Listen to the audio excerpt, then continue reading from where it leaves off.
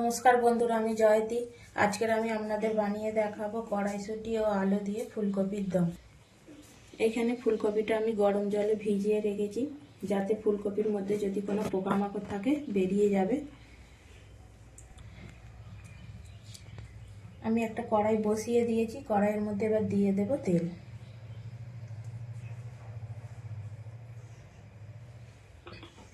তেল আমার গরম হয়ে গেছে, এবার আলুগুলো ভেজে নেব।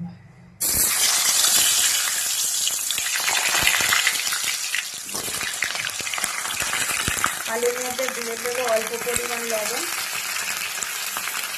আর অল্প হলুদ দিয়ে দেবো।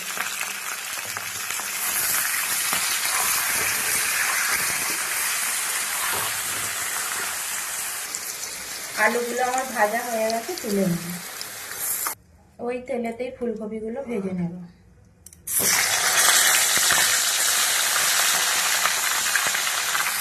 ফুলকপির মধ্যে দিয়ে দেবো সামান্য লবণ, দিয়ে ফুলকপিটা ভালো করে ভেজে নেব।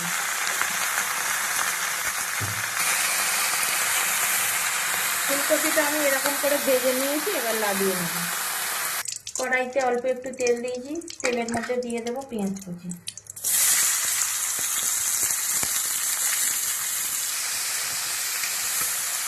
দিয়ে দেবো ছাড়িয়ে রাখা কিছু রসুন। দিয়ে দেবো চীনাবাদাম, কাজু বাদাম, শুকনো লঙ্কা, ধনে, জিরে, মৌরি আর চালমগজ।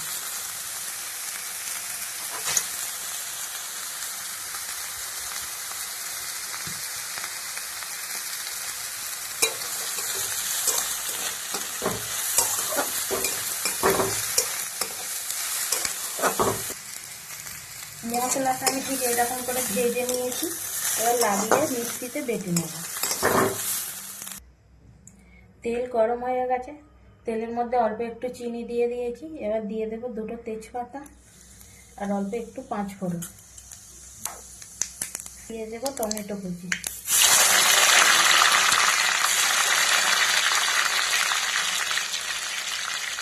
দিয়ে দেবো কাঁচা লঙ্কা।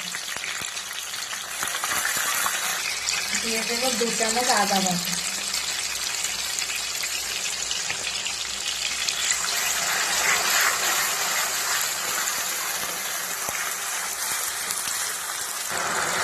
আদা আর টমেটো আমার ভাজা হয়ে গেছে, এবার ভেজে রাখা মশলাটা দিয়ে দেবো।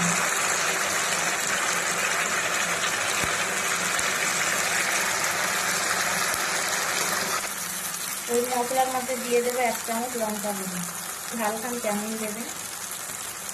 দিয়ে দেবো 1 চামচ হলুদ গুঁড়ো, দিয়ে ভালো করে মশলাটা কষিয়ে নেব।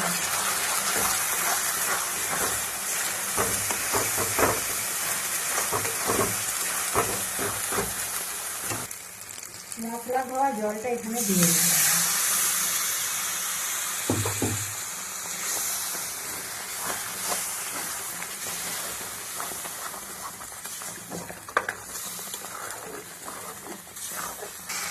দিয়ে দেবো কাশ্মীরি লঙ্কার গুঁড়ো।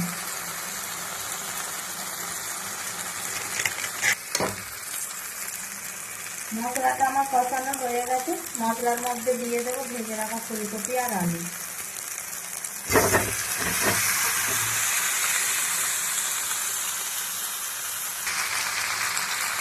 আবারও দিয়ে দেবো অল্প একটু লবণ।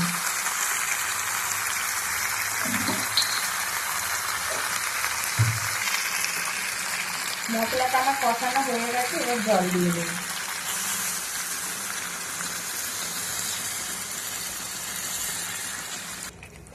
ওর মধ্যে দিয়ে দেবো ছাড়িয়ে রাখা কড়াইশুঁটি। ঢাকা দিয়ে রেখে দেবো সিদ্ধ হওয়ার জন্য। ঢাকাটা খুলে নিয়েছি বন্ধুরা, এবার এর মধ্যে দিয়ে দেবো অল্প একটু চিনি।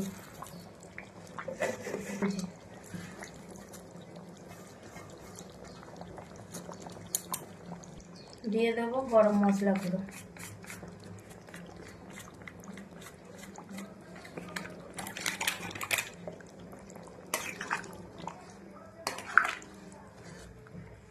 কপি আর আলু আমার একদম সিদ্ধ হয়ে গেছে বন্ধুরা, তরকারিটা প্রায় হয়েই গেছে, এবার নামিয়ে নেব।